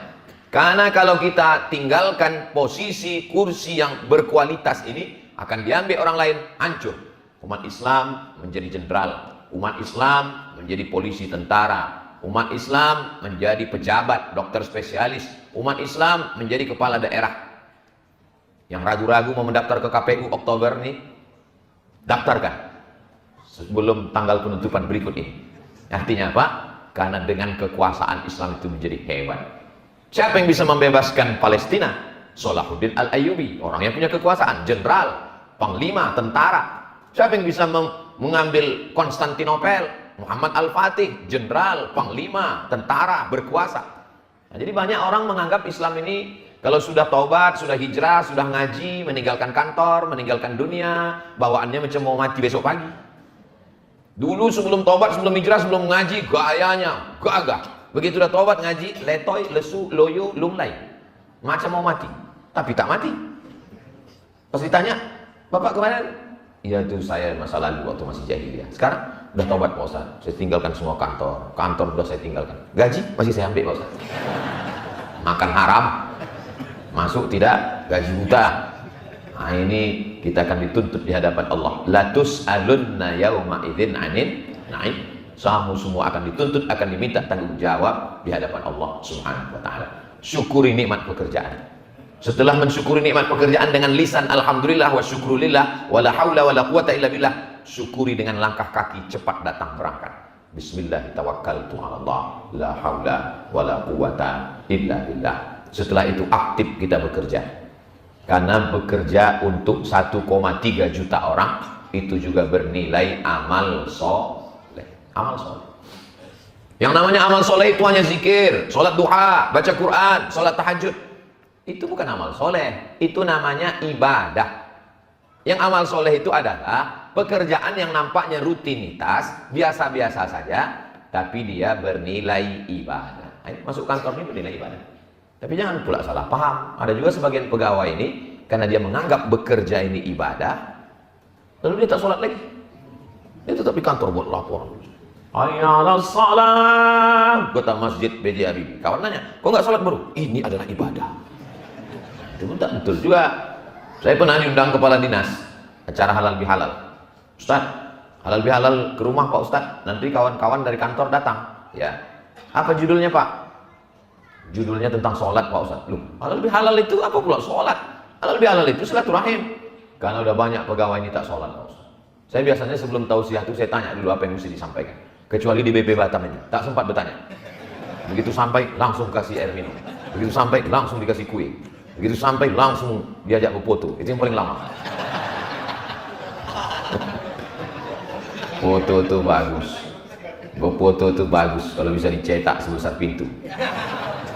Saya foto saya dengan ulama-ulama, dengan Syekh Ali Jum'ah, dengan Syekh Yusri Jabr, dengan Syekh Saifuddin Najmuddin Al-Qurdi. Saya cetak itu semua. Setiap saya tengok mereka, yang sudah meninggal saya doakan, yang masih hidup saya doakan. Nah, jadi foto itu gunanya adalah kalau kita lihat, kita ingat dan saling mendoakan. Mudah-mudahan kita selalu dalam kebaikan insyaallah. Amin. Ya rabbal alamin. Sholat jangan sampai tinggal sesibuk apa. Orang ini kadang kalau Allah yang memanggil, hayya 'alas shalat, jam 12.30. Cuek aja dia. Pas ditanya, kok tak sholat? Sholat itu waktunya panjang. Itulah gunanya Allah. Kita pula diceramahnya. Kalau salah, prinsipnya satu saja. Kalau salah ngaku. Ini udahlah salah, tak mengaku, membolak-balik dalil. Itu kerja siapa? Iblis. Iblis itu kan begitu. Waktu Allah tanya, "Ma mana'aka alla tasjuda li Adam is amartuk?" Kenapa kau tak mau sujud kepada Adam? Mestinya Iblis jawab satu aja, aku salah ya Allah. Ini enggak. Apa kata Iblis? Khalaqtani min nar, kau ciptakan aku dari api. Wa khalaqtahu min tin, dia dari tanah. Ana khairun minhu, aku lebih baik daripada dia. Sudah salah, tak ngaku, menceramahi orang pula. Jadi kalau ada orang model begini di BP Batam, ini titisan Iblis. Tapi yakin saya tak ada. Kalaupun ada dulu pernah mungkin ada, cuma udah dicampakkan ke laut. Bapak Ibu yang dimuliakan Allah SWT, aku salah, aku tak sembahyang, aku salah, aku terlambat, tapi saya akan memperbaiki kesalahan-kesalahan saya. Itu yang the best, bagus. Mulai hari ini saya berubah. Apa halangan kita? Masjidnya bagus, cantik, dingin, tak ada halangan untuk sholat sama sekali. Jadi kebahagiaan tempat bekerja adalah ketika ibadahnya, dan ada bagian kerohanian. Berapa banyak tempat bekerja tak boleh sholat? Tidak ada, jangan bawa agama kemari. Kita di sini sudah satu bangsa, satu tanah air, jangan ada cerita agama. Ada tempat bekerja model begitu. Tapi kita di BP Batam ada bagian khusus kerohanian, membangkitkan semangat, ada kajian pagi, ada pengajian, muhasabah. Saya sudah beberapa kali ke BP Batam ini, tapi rasanya tidak di masjid ini. Baru 3 kali. Karena saya memang ke setiap provinsi itu 1 tahun sekali. Kemarin ke Nusa Tenggara Barat sekali. Sebelumnya ke Jawa Barat sekali. Di mana-mana sekali. Kecuali Kepulauan Riau 2 kali. Memang khusus Kepulauan Riau. Kenapa bisa begitu Pak Ustadz? Timnya orang Kepulauan Riau. Dia suka hati dia. Jadi ada unsur ordal juga. Bapak Ibu yang dimuliakan Allah Subhanahu wa ta'ala. Lalu kemudian setelah kita mensyukuri dengan cepat datang, menghormati waktu, efisien, ibadah jangan sampai tinggal. Paling tidak di BP Batam ini sholatnya 2. Sholat zuhur, sholat asar. Kadang saking banyaknya orang salah, kita yang betul pun ragu dengan kebenaran kita. Kita udah ambil wudhu, mau sholat asar. Masuk kita ke masjid, kita tengok orang, astagfirullah. Aku yang udah istiqomah sholat berjamaah ini, ya Allah, istighfar. Terlambat aku hari ini. Kita tengok orang udah sholat ba'diyah asar. Kita tengok orang udah sepi semua masjid, tinggal 1 orang sholat. Kok aku terlambat? Pas tanya, rupanya dia sholat zuhur jam 3. Menyatu wudhu zuhur dengan wudhu asar. Ada juga ulama dulu kalau kita baca biografi, banyak itu ulama-ulama itu yang sholat subuh dengan wudhu isya. Sholat subuh dengan wudhu isya itu maksudnya habis sholat isya itu tidak tidur, baca Quran, zikir, menulis, baca Quran, zikir, menulis sampai subuh. Begitu maksudnya. Tapi orang sekarang enggak, sholat subuh pakai wudhu isya, balik nonton bola, tertidur, 5 menit mau azan subuh baru sholat isya. Padahal yang kita bawa nanti waktu mati, inna awwala ma yuhasabu bihil abdu yawmal qiyamah. Yang pertama kali dihisab, dihitung dari seorang hamba nanti pada hari kiamat, sholat. Mau pegawai golongan 4A, B, C, D, E, tinggal. Baju seragam 4 lapis, tinggal. Yang dibawa hanyalah sholat. Tebujur kaku jenazah, Belum lagi dikebumikan. Orang yang datang menjenguk jenazah kita tuh, orang itu sudah berbisik sesama dia. Aku gantikan dia. Kata sebelah, beres itu kita atur. Belum lagi masuk jenazah kita. Kalau dulu ada orang mengatakan, belum lagi kering kuburan bos. Ini bukan belum kering, belum masuk lagi ke lubang. Udah diincar orang posisi kita. Tanya orang di warung kopi, kenapa dia cepat mati? Aku lah nyantet dia di kemarin. Saking kan mau cepatnya orang kita mati. Tapi kalau tak mati, kata Allah, tidak mati. Keberanian tidak membuat orang cepat mati. Ketakutan tidak membuat orang lambat mati. Gak usah berani kali kau, nanti kau mati. Kau tak mati, kata Allah, tidak. Takut, sedikit-sedikit takut, sedikit takut. Menyeberang sampai 3 kali lampu merah, takut. Mati juga. Keberanian tak membuat cepat mati, ketakutan tak menunda kematian. Keberanian tak mempercepat kematian, ketakutan tak menunda kematian. Boleh ditulis di baju kaos. Tapi jangan dibawa sholat Jumat. Tapi di masjid B.J. Habibie. Nanti tengok. Kiki. Setelah kita berangkat, bismillah, bekerja, sholat tak tinggal, dapat dua-duanya. Rabbana atina fid dunya. Fid dunya dapat, gaji dapat, tunjangan dapat. Apalagi orang BP ini, oh hebat sekali. Bukan cuma gaji pokok aja. Ada uang tunjang, uang sifat, uang sikut, uang subul, uang SPPD, dan apa-apa.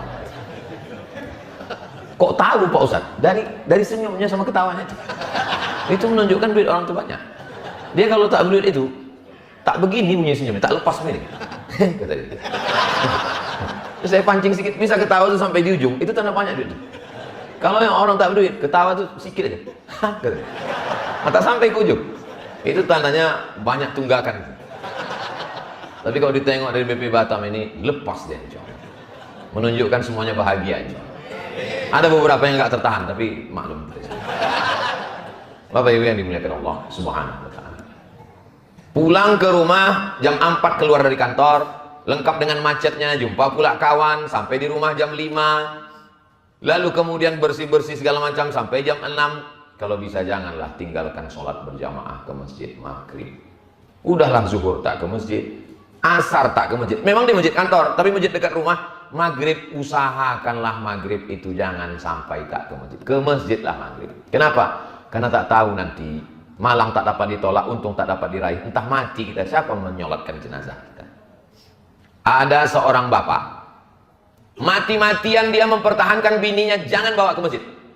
Istri saya jangan bawa ke masjid. Heranlah pegawai kawan jamaah kita. Kita berlomba-lomba ingin sholat jenazah itu di masjid. Kenapa sholat jenazah di masjid? Jamaahnya ramai, lebih 40 orang, ramai mendoakan. Dia mati-matian bertahan. Istri saya, jangan bawa ke masjid. Telusur. Rupanya Pak Ustadz, dia tak pernah ke masjid, main. Jadi kalau kita tak pernah ke masjid, keluarga kita mati, kita malu menengok orang masjid. Akhirnya bertahan tuh di rumah. Ngundang tahlil, ditengok orang muka kita. Ini yang meninggal, ini apa ini? Ditanya orang tuh pula, Bapak baru pindah ya? Kemana muka kita mau diletakkan? Akhirnya yang lain nanti menjelaskan tentang kita. Ini bapak anu, ayahnya anu. Oh, yang anaknya sering datang itu. Iya. Oh. Nasib orang macam Nabi Ibrahim. Pembuat berhala rupanya ayah kau. Malu kita. Jadi kalau bisa paksa-paksakan. Apa kota Batam? Bukan macam Jakarta, Bandung, Surabaya yang penduduknya sampai 15-20 juta. Balik kita, lalu kemudian mandi bersih ke masjid, bawa anak ke masjid, anak dibawa ke masjid. Kenapa anak perlu dibawa ke masjid? Anak-anak tak bisa main suruh, pergi ke masjid. Ayah tak ke masjid, ayah capek. Tak bisa, anak ini mesti ditenteng dibawa. Kalau bapak menengok ada bapak-bapak nanti kawan sahabat tetangga pergi ke masjid, satu digendong, satu ditenteng, satu menarik kain, sampai 3. Itu berarti dia termasuk orang yang tak kena azab kubur. Kenapa? Karena 3 anak itu dibawa, saking takutnya sama bini.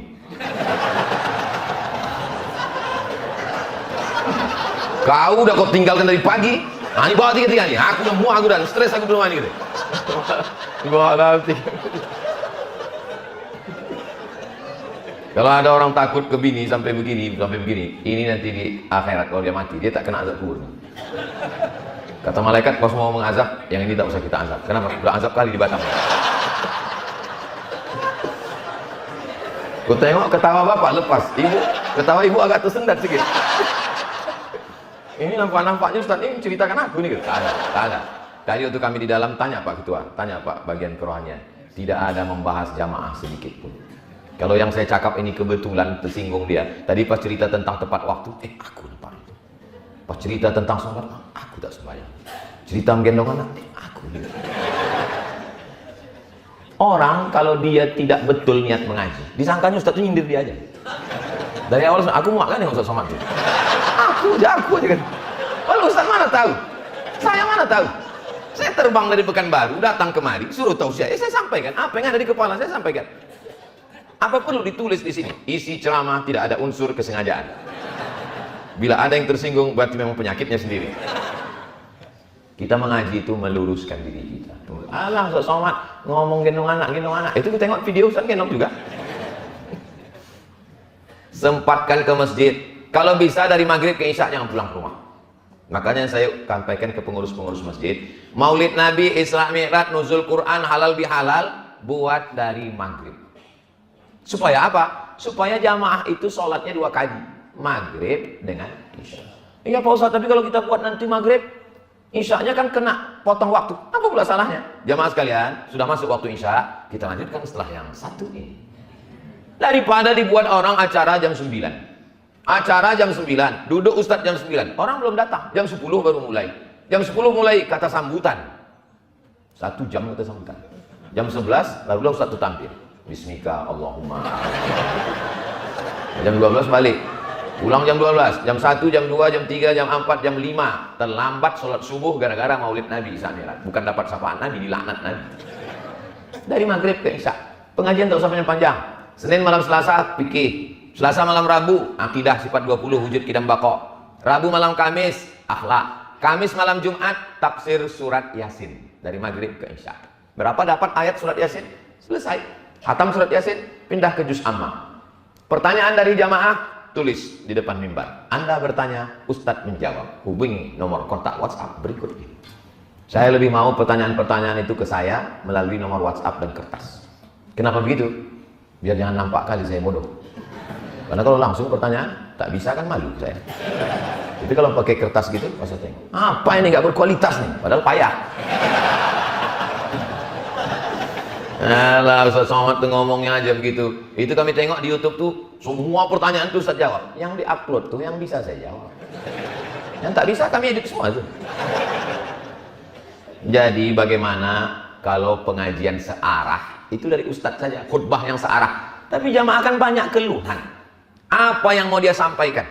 Makanya saya kalau pengajian subuh Rabu, Bapak Ibu yang tidak bisa langsung, itu setiap subuh Rabu baca Riyadhus Shalihin. Ngajinya sampai jam 6 subuh. Dari sholat subuh sampai jam 6. Dari jam 6 sampai ke setengah 7, sampai jam 7, itu lebih banyak pada pertanyaan. Jamaah itu kalau bertanya 3 gendang. Yang pertama, tak tahu. Yang kedua, dia udah tahu, mau ngasih tahu kawannya yang tak tahu. Yang ketiga, curhat tentang keluarganya. Dia sebetulnya mau ngasih tahu bininya, cuman dia termasuk yang tak kena azab kubur tadi. Jadi caranya ditanyakan ke Ustaz. Dan saya selalu mengatakan jangan tulis nama di situ. Supaya apa? Supaya kita tidak mencari-cari orang. Dan selesai acara pengajian, semua kertas-kertas itu saya bawa pulang. Semua tak pernah. Saya bawa pulang, saya kumpul satu kardus, satu plastik, saya bakar. Kenapa tak usah tinggalkan di situ? Kalau saya tinggalkan di situ, selesai acara, dicari jamaah, tulisan siapa ini? Kau tanya tentang aku mana ini? Kelahiran juga karena saya. Kita bekerja jam berapa berangkat? Jam 7. Masuk kantor jam berapa? 7.30, jam 8. Lalu kemudian setelah itu 9, 10, 11, 12. Istirahat, break, sholat. 1, 2, 3, 4. 9 jam dengan orang lain. Dengan istri, pulang sholat isya jam 8, 9, 10. Cuma 2 jam. Dengan orang lain, 9 jam. Dengan bini orang lain, 9 jam. Dengan bini sendiri, sudahlah 2 jam dipotong drama Korea, dipotong Real Madrid, Barcelona, Liverpool, PSMS, dipotong lagi membalas WhatsApp. Mau dibawa kemana hubungan kita? Pulang ke rumah, matikan handphone, duduk, gendonglah anak, berceritalah, bercengkrang. Karena kalau tidak begini, dikhawatirkan dengan bini orang 9 jam, dengan bini sendiri 2 jam, muncullah kata-kata peribahasa, witing trisno jalaran suko kulino. Cinta tumbuh karena sering bersama. 9 jam jumpa, makan siang bersama, meeting bersama, rapat bersama. Berawal dari nyaman, lama-lama curhat, lama-lama dari mulai berganti nomor, dari mulai berganti cerita, sampai berganti cairan. Ustaz Somad ini ceramahnya jorok, kotor. Mendengarnya aja kalian tak suka, apalagi melakukannya. Menjijikkan. Tapi itulah yang terjadi. Apa? Nasi sudah jadi tai ayam. Ini nah ibu nih, laki awak udah dilarikan orang, cipta bubur juga dia lagi. Akhirnya beberapa kali tertangkap, miss call lah, handphone lah. Mohon maaf ya bang, tadi waktu abang di kamar mandi ku angkat, suara perempuan bang, mungkin anak dia. Nomor siapa nih bang? Nomor siapa nih? Kan udah kau tengok di situ namanya Sugianto. Mohon maaf ya Sugianto. Abang berbohong, sudah ku tengok, ku perhatikan, itu rupanya perempuan. Ya sama lah macam kau. Di dapur itu kan kau tulis juga garam, rupanya gula. Kenapa kau buat begitu? Untuk menyindir perbuatan kau itu lah bang. Kau buat nama laki-laki, rupanya nama perempuan. 1-0 kita kan. Kenapa bisa begini? Udah macam abang saya, udah macam adik saya, udah macam saudara saya. Berawal dari macam, berakhir dengan macam-macam. Waspadalah. Tapi insya Allah yang saya ceritakan ini di kantor-kantor lain, tapi di BP Batam ada bagian kerohaniannya, ada tempat ibadahnya. Di BP Batam ini, kalau tempat lain, di tempat ibadah pun orang bisa menengok perempuan. Di BP Batam, jamaah tak akan bisa menengok perempuan. Kenapa? Laki-laki di sini, perempuan di atas. Cuma saya yang bisa nengok. Terjaga mata, terjaga pelihara perasaan dan lain sebagainya. Ustaz. Ya. Kata orang kalau kita banyak berzikir ini nanti dapat cahaya katanya Pak Ustaz. Betul dapat cahaya. Malam tadi Pak Ustaz, pas jam 2 malam, kira-kira saya mau tahajud terbang. Nampak saya di kamar saya itu cahaya Pak Ustaz, terang sekali. Cahaya apa itu Pak Ustaz? Itu bukan cahaya zikir. Bini kau memeriksa handphone kau. Cari-cari. Karena seringkali kedengaran kau bersuara di kamar mandi. Apa ini artinya? Kenapa bisa orang curiga? Kenapa muncul suuzon? Password pula 3 hari sekali diganti. Alah Ustaz Somad nih ngomong macam tak password ada handphonenya. Handphone saya tak ada passwordnya. Alah Ustaz kan main medsos juga. Itu Instagram Ustaz, itu YouTube Ustaz, itu kami tengok TikTok Ustaz. TikTok, Instagram, YouTube, Twitter, FB, itu semua dikendalikan admin. Saya tidak ada. Tapi bahan kan dari Ustaz, bahan dari saya. Saya kirim, upload, update, ini captionnya, ini kalimatnya. Kenapa Ustaz tak main medsos? Kalau saya tahu passwordnya, 2 gendang. Pertama, mengamuk saya di situ. Karena orang mencaci maki saya kelai, saya pantang dipancing. Yang kedua, DM itu kalau dibuka lah itu message itu, banyak sekali. Ustaz, jadikan aku yang kedua ya. Kita lah yang paling mengerti tentang diri kita. Jadi insya Allah, kalau ini kita lakukan, selamat. Kalau sudah jam 10, jam 8, jam 9, jam 10, 3 jam itu berkualitas dengan anak istri, bersenda gurau, bercengkerama, jalan ke sana kemari. Saya tahu, ini saya nanti di Batam, Kepulauan Riau, malam Jumat, malam Sabtu, malam Ahad, 3 malam. Berarti malam ini terakhir tadi malam, aku mesti jalan-jalan. Saya bawa jalan. Saya bawa jalan anak istri. Oh jadi Ustaz jalan-jalan juga? Jalan. Macam mana Ustaz jalan? Sedang di sini aja. Orang kenal. Oh kalau di Pekanbaru mana orang tuh kenal? Saya pakai masker. Pakai kacamata hitam. Pakai topi. Pergi ke mall. Sampai di parkir, dikejar orang juga, diketok gitu. Penasaran saya buka kaca. Dari mana kau tahu aku? Aku begini dah udah tutup panas minta ampun. Masker, pakai kacamata. Dari mana? Dari cincin Ustaz gitu. Sejak itu saat saya pergi Pekanbaru saya buka cincin. Tahu dari cincin. Memang tajam jamaah luar biasa. Tajam mata ibu-ibu, tajam mata jamaah lagi. Bapak Ibu yang dimuliakan Allah. Kenapa kita mesti dengan anak dan istri? Karena kalau kita akrab dengan kawan sekantor, kawan satu alumni sekolah, kawan satu grup WhatsApp, itu hanya kawan ketawa aja itu Pak. Kalau sampai datang masanya Israel malaikat maut, ya kalau langsung mati. Kok setengah mati di ICU? Siapa yang menyuap makan nasi? Datang rupanya kawan kita sekantor yang ketawa cekikikan itu ngasih kita makan. Yang akan datang menyuapkan kita dengan sabar, inilah mereka-mereka. Iya kan Bu? Orang nilai akan menyama. Makan bang, makan bang. Sabar ya bang. Insya Allah tak sampai hari Jumat selesai kau nih bang. Ini kadang laki-laki ini kalau sama kawan, acara mancing, acara bola, pas giliran kau nanti mau mati, dia itulah nanti akan menjawabkan. Tapi kalau kau baik, insya Allah dibisikkannya ke telinga kanan, la ilaha. Tapi kalau kau tak baik, sudahlah waktu habis di kantor, tertangkap pula SMS, WhatsApp macam-macam. Udahlah waktu habis di kantor, di rumah pun tak juga adalah waktu untuk mereka. Dibisikkannya juga nanti pas mau mati. Mana surat tanah? Hari ini Bapak boleh tersenyum, tapi kalau kejadian nanti betul juga kata Ustaz. Kalau tak percaya, pranklah mereka. Pura-pura mati. Dek. Saudara, takutnya kita ngeprank malaikat serius. Lu tahu. Kenapa Ustaz Somad tadi dari tadi asyik mau menengok ke atas saja? Mohon maaf ya Bu, saya bukan menengok ibu-ibu, saya menengok jam, itu udah jam 2. Jam itu di bawah ibu tuh pas jam 2 udah. Jam 3, jam 3 udah. Tadi saya dibilang Ustaz Somad, kita dari airport langsung ke BP Masjid B.J. Habibie karena Ustaz mulai jam 2. Langsung tak ada kata sambutan. Selesai jam 3 kita langsung ke pelabuhan, kita menuju Tanjung Balai Karimun. Kundur. Kita langsung akan menuju. Jadi ini sudah lebih dari 15 menit. Dalam 1 jam kita bersama, kita tidak pernah berpisah karena kita saling mendoakan insya Allah. Doakan supaya Ustaz Abdul Somad yang diceramahkannya tadi itu diamalkannya. Karena waktu dia banyak juga terbuang untuk orang lain. Kalau bapak-bapak ini mungkin hanya sekedar dari jam 8 sampai jam 4. Tapi saya, ini berangkat nih hari Kamis, malam Jumat, malam Sabtu, malam Ahad baru pulang. Nanti Senin, Selasa, Rabu, Kamis baru di rumah. Jadi berbagi kita waktu ini sampai akhirnya kita akan menghadap Allah dalam keadaan husnul khatimah.